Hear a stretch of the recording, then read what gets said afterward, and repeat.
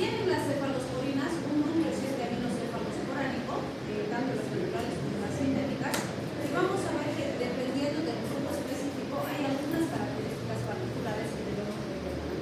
Entonces, no se olviden que cefalosporinas en primera principalmente gram positivos, con algunos gram negativos que pueden ser afectados.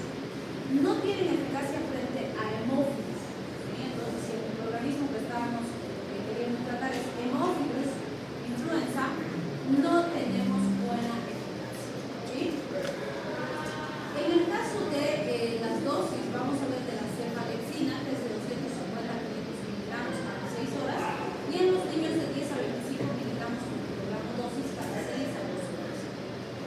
La cefradina para administración oral intramuscular o intravenosa se da de 500 miligramos a 1 gramo cada 6 horas, y en niños de 10 hasta 50 miligramos por kilogramo dosis, dependiendo si le vamos a dar oral o parenteral. Cefadroxil se da de 1 gramo cada 6 a 12 horas y en los niños 30 miligramos por kilogramo día cada 12 horas. La cefazolina por vía endovenosa se usa 1 gramo cada 8 horas y en niños de 7 días a más edad 40 miligramos por kilogramo día cada 8 horas. En menores de esa edad no se recomienda utilizar estas cefalospolinas. ¿Cuándo usamos? O sea, considerando el espectro que tiene este grupo, pues se ha usado principalmente en infecciones del tracto urinario leves, considerando que E. coli puede ser afectada, pero no en cualquier caso. La recomendación actual es si hay indus, mejor hacer cultivo y antibiótico. Sí se ha usado con muy buenos resultados en infecciones leves de piel y tejido celular subcutáneo, considerando que habitualmente estas infecciones están asociadas a gram positivos. También en las profilaxis quirúrgicas, la cefazolina es una de las más apreciadas, porque es un fármaco altamente eficaz y con esquemas cortos va bastante. Pueden ser alternativas útiles en pacientes con alergias a las penicilinas, pero ojo, sí existen datos, como vamos a ver en sus efectos adversos, de reacción cruzada porque siguen siendo beta-lactámicos. Entonces, hay que considerar riesgo-beneficio, ¿sí? Bien, en el caso de las cefalosporinas de segunda generación, fíjense que también tenemos un arsenal bastante importante, pero podríamos decir que dentro de las cefalosporinas este grupito es el más variado, más heterogéneo que tenemos.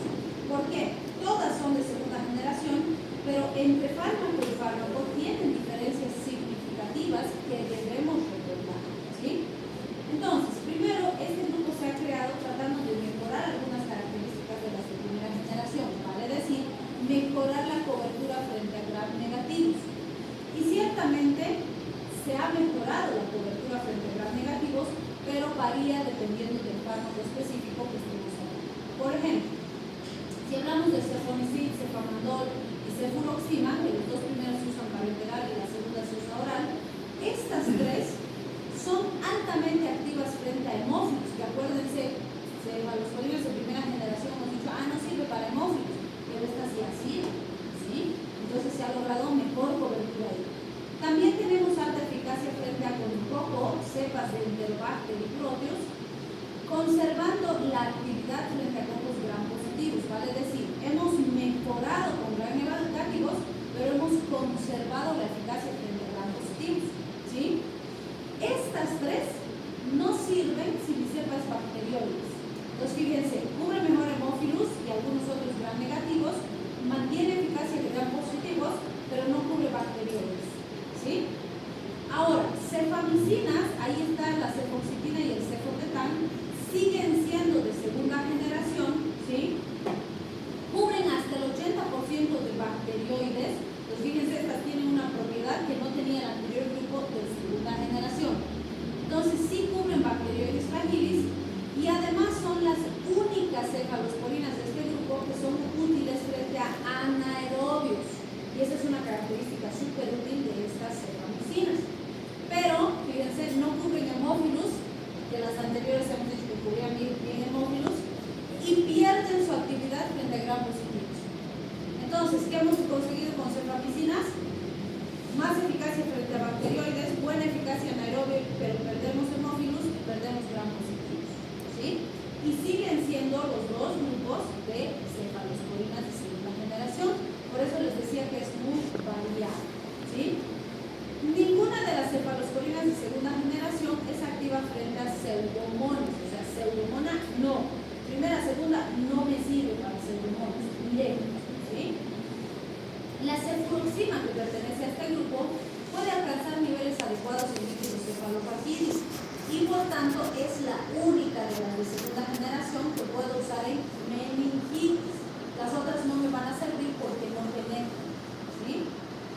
Y la cefixima, que ya habíamos mencionado en la clasificación, que es de segunda, se ha diseñado dentro de las de segunda, no puede, o más bien su espectro es mucho más amplio que estas, y eso hace que se considere en las de tercera generación, porque vamos a ver que su espectro es mayor que las de segunda, ¿sí? Bien, entonces vamos a ver las dosis de cefuroxima, cefoxitina y cefixima. Entonces, cefuroxima intravenoso intramuscular de 750 miligramos hasta 1.5 gramos, cada 6 o cada 8 horas. En el niño, de 25 a 100 miligramos por kilogramo día, también distribuye cada 6 a 8 horas. Se ingresa al sistema nervioso central, no se olviden cómo esta ingresa. Cefoxitina de 1 a 2 gramos cada 4 a 6 horas y en los niños de 25 hasta 60 miligramos por kilogramo dosis cada 6 a 8 horas. Fíjense que la mayoría de estas cefalosporinas se usa cada 6, proceso de decisión de acuerdo. Cefixima para administración oral, esta es muy buena, 400 miligramos día. Entonces van a ver que es muy apreciada porque el esquema es sencillo. El pacientito se toma 400 miligramitos una vez al día y está muy bien, ¿sí? Y en niños 8 miligramos kilogramo día cada 24 horas, entonces también es bastante poco. ¿Cuándo debería usar cefalosporinas de segunda generación? Ya en neumonías comunitarias, o sea, cuadros ya un poquito más complejos, asociados a Klebsiella, por ejemplo, va bastante bien. Infecciones del tracto respiratorio bajo y alto asociadas a hemófilos, las primeras que hemos mencionado solamente. Infecciones anaerobias mixtas, como peritonitis, por ejemplo, que ya son cuadros bastante complejos. Infecciones por Bacteroides fragilis, las del segundo grupo que hemos mencionado, no las del primero, ¿sí? Entonces, vean cuán importante la selección de fármacos, ¿sí? Bien, de las de tercera generación, podríamos decir que la ceftriaxona, por ejemplo, es una de las más conocidas y las más usadas, y se ha abusado de ceftriaxona durante la pandemia. Entonces, tercera generación, se ha aumentado el espectro, se ha pretendido mejorar el espectro frente a gram negativos. Ceftriaxona, cefotaxima tenemos para administración intravenosa, ceftibuteno, ceftitorén de pimoxilo, cefixima para administración oral. Entonces, fíjense, estas tienen un espectro ampliado frente a gram negativos entéricos, es decir, cepas más agresivas, más resistentes, responden mejor a cefalosporinas de tercera generación, ¿vale? Es decir, mejor potencia frente a gram negativos, ¿sí? En el caso de la ceftriaxona y la cefotaxima, se ha visto que tienen más actividad frente a gram negativos, pero también mejoran su eficacia frente a hemófilos, neumococo, Neisseria. Sus vidas medias son más largas y sus niveles en sangre líquido cefalorraquídeos son altos, ¿sí? Por esta razón, pues se sirven muy bien para el tratamiento empírico de elección en meningitis bacterianas, con excepción de las producidas por Listeria, en infecciones monocócicas, salmonelas, neumonías adquiridas en la comunidad con criterios de ingreso, ¿vale? Es decir, cefalosporinas de tercera generación deberían reservarse para cuadros de mayor complejidad, normalmente pacientes que tienen criterios de ingreso hospitalario, ¿sí? Pero van a ver por qué les digo que están abusando de la ceftriaxona, porque tenemos un pacientito con una faringoamigdalitis leve y le está pinchando ceftriaxona, ¿sí? Entonces hay que cuidar nuestros antinucleotidados. Bien, estas de tercera generación son inactivas frente a Bacteroides fragilis, Staphylococcus, siempre que sean meticilinoresistentes. Tampoco sirven frente a Acinetobacter, Enterococcus y Xanthomonas, que suelen ser nosocomiales. Frente a los gram positivos, su acción es variable. O sea, ¿qué hemos conseguido con tercera? Mejorar la acción gram negativa. Pero la pregunta es, ¿y gram positivo se mantiene o baja? Entonces, depende del fármaco. Resulta que, por ejemplo, menos activas que las de primera generación frente a gram positivos van a ser algunas como la ceftazidima, por ejemplo. En cambio, muy buena acción frente a gram positivos, cefotaxima, ceftriaxona. Estas han mantenido las frente a gram positivos. ¿Por qué esto es importante? Por ejemplo, esta ceftazidima, diríamos que es el fármaco más apreciado con actividad antipseudomónica dentro de las terceras, ¿sí? A veces van a ver que en hospital, lo han hospitalizado al paciente, le han dado ceftriaxona, primer, segundo día, ¡pum!, le cambian a ceftazidima. Y uno queda así medio desenchufado y dice, pero si la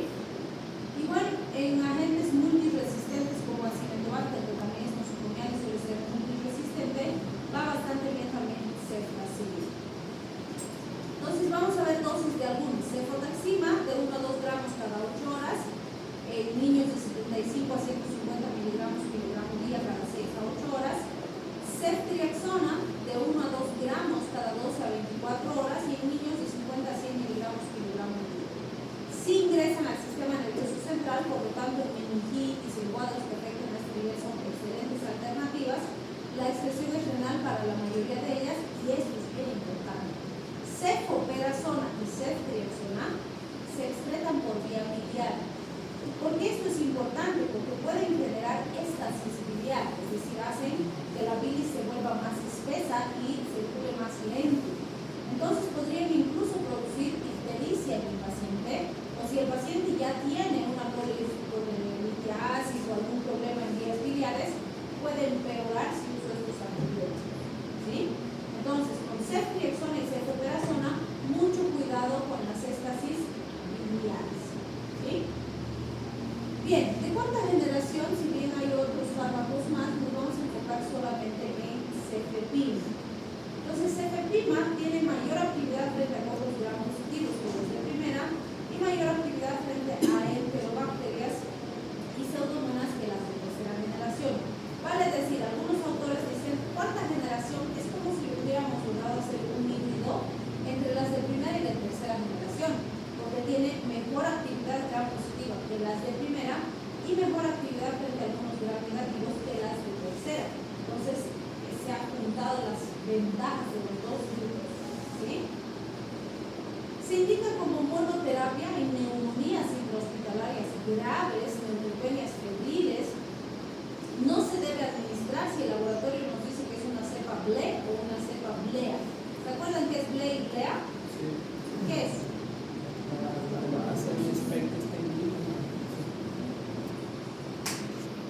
Muy bien, entonces beta-lactamasas de espectro extendido o beta-lactamasas de espectro ampliado. Y si el laboratorio nos dice esta es una cepa BLE o es una cepa BLEA, ninguna cefalosporina sirve. ¿Sí? Hay que buscar otro grupo de control. Es muy importante porque cada vez estamos teniendo más cepas con esa característica. ¿Sí? Bien. Vamos a ver la dosis de la cefepima, que es de 1 a 2 gramos cada 12 horas, y en los niños de 25 a 50 miligramos por kilogramo día cada 12 horas. Normalmente cuando le pasamos 50 miligramos por kilo, se pasa la infusión en continua en el hilito al paciente. Si ingresa al sistema nervioso central, la eliminación es sobre todo renal, y sus características genéticas son similares a las de la ceftazidima. ¿Sí? Teóricamente, cuarta generación debería reservarse para cuadros de alta complejidad, donde todo lo demás que teníamos ha fracasado. ¿Sí? Entonces, muy importante cuidar. Quinta generación son fármacos nuevos, por eso mencionamos nomás al ceftriaxona, la ceftarolina, que todavía están en fases de ensayos clínicos, porque fíjense, estas serían una gran solución para cepas que ya habíamos perdido la esperanza. ¿Sí? Entonces, fíjense, ceftobiprole nos dice, este va a ser activo frente a Staphylococcus aureus meticilino resistente. Y fíjense, hasta ahorita estamos diciendo que cualquier cepa que tiene esa característica de ser meticilino resistente, nada decir. ¿Sí? Pero, en teoría, ceftobiprole va a servir. También en S-neumonía resistente a penicilina. En pseudomonas aeruginosa y enterococos resistentes a otros antimicrobianos, vale decir, promete ser una alternativa en cepas que ya son resistentes a los fármacos convencionales. ¿Sí?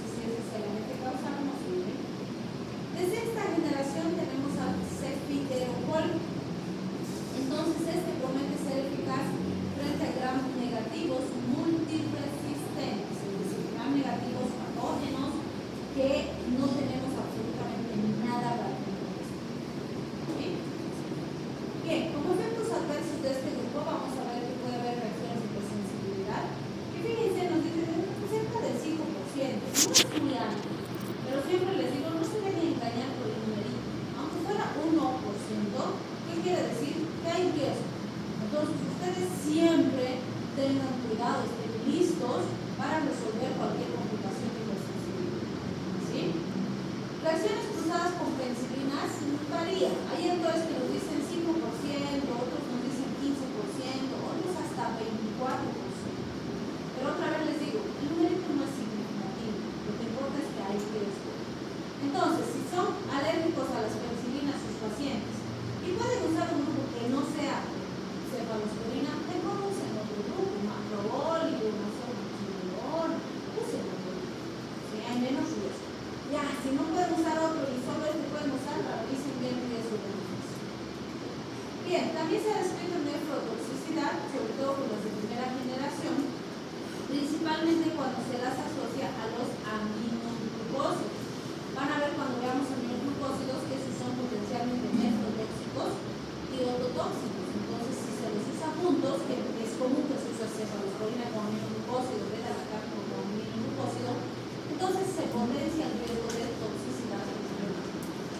También se han descrito anemias inmunolíticas, hemorragias por alteración en la formación de factores de coagulación de los complejos de protrombina con ceftriaxona y sulfamaglona. Bien, con los moxalatam se ha visto disfunción plaquetaria, pueden tener efecto antabuso disulfiram. ¿Qué dijimos que era el efecto antabuso disulfiram? Que si asocia con alcohol el paciente se va a intoxicar súper rápido. ¿Por qué? Porque inhibe la ley de deshidrogenasa, entonces se acumulan muy rápido los metabolitos del alcohol, ¿sí? Bien, y bueno, no se olviden con la ceftriaxona y la ceftriaxona el síndrome de la lipis espesa, que puede producirnos colelitiasis o empeorar una colelitiasis ya existente o producir colecistitis, ¿sí? Bien, tenemos también los monobactams, y ahí está la astronam. Desde la clasificación ya hemos ido mencionando y repitiendo que el astronam hasta el día de hoy no ha presentado nunca jamás reacción cruzada inherentes a las penicilinas. Entonces, a pesar de ser beta-lactámico, tiene un anillo beta-lactámico, aunque la diferencia de los anteriores es que son anillos monocíclicos, solo tiene un anillito, y eso hace que sea inactivo frente a gram positivos y anaerobios, pero muy eficaz frente a gram negativos.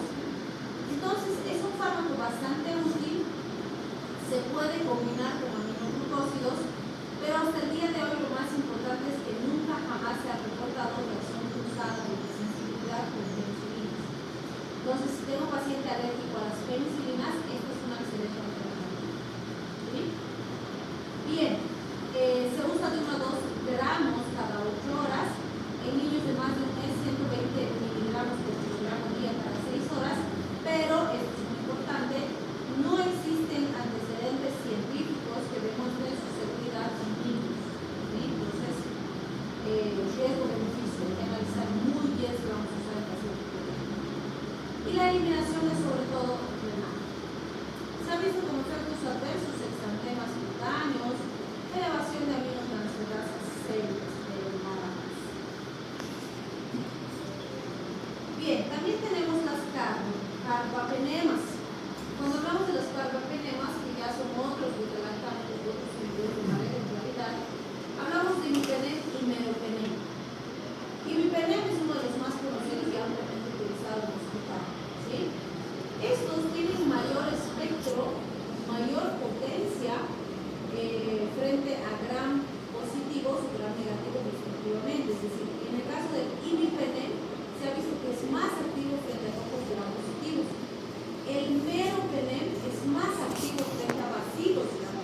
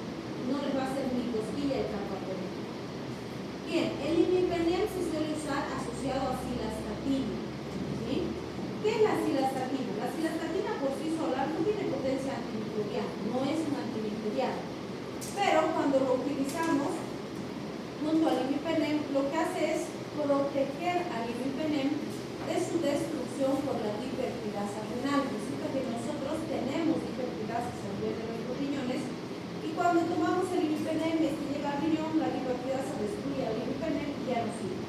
¿Sí? Entonces, cuando asocio con cilastatina, la cilastatina bloquea la dipeptidasa y el imipenem permanece más tiempo cumpliendo su función o su acción específica. ¿Sí? Bien, vamos a tener una